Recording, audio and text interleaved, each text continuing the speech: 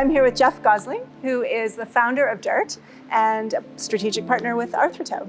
So how did you get connected to Arthroto? Well, it was actually, I actually retired from Dirtt about 3 years ago and came back. And in the meantime, Darcy Daniels got connected with Doug. It's really through Darcy and Doug that Arthroto came to Dirtt, and through that relationship.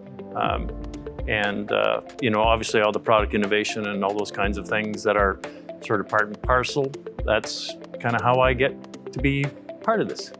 So creativity and prefab aren't two words I would normally put together. So where do you think the opportunity is in there?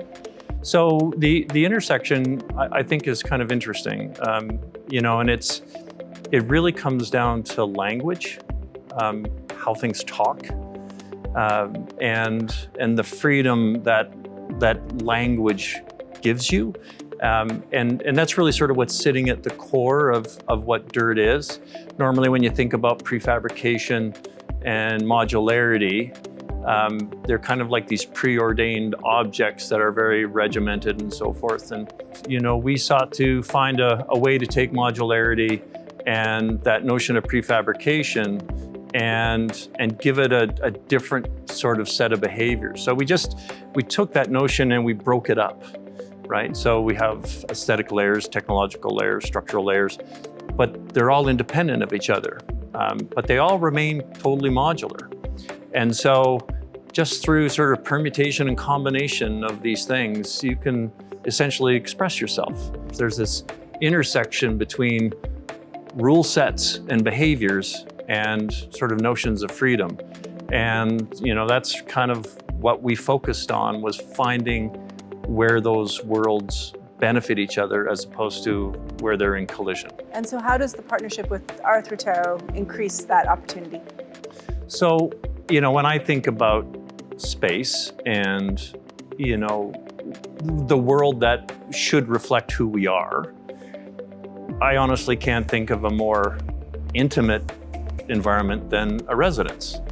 That for me is where I think we can provide some real meaning, whether it's in the passage of time or allowing for these residences to reflect who happens to be in there, right? As opposed to what we normally do, which is we have to accommodate to the space, right? Like you would never build a one-bedroom house, even if that was exactly what you needed, because, it's your primary asset. So you would build a 3-bedroom, 2.5 bath, whatever, basically for somebody else that you'll never meet, right? But you're going to live in it for 10 years or whatever the number is. And so, to me, there's this natural convergence, right? That's kind of the word that sort of keeps coming to me. Is there's a lot of what Dirtt is really around, you said, prefabrication. Like there are constraints to the nature of what Dirtt is that gives you a lot of certainty and speed and all those kinds of things that are like important to people, especially now. And so it's another form of convergence, right? Like, whether it's housing demands or the change in how we work and use our space,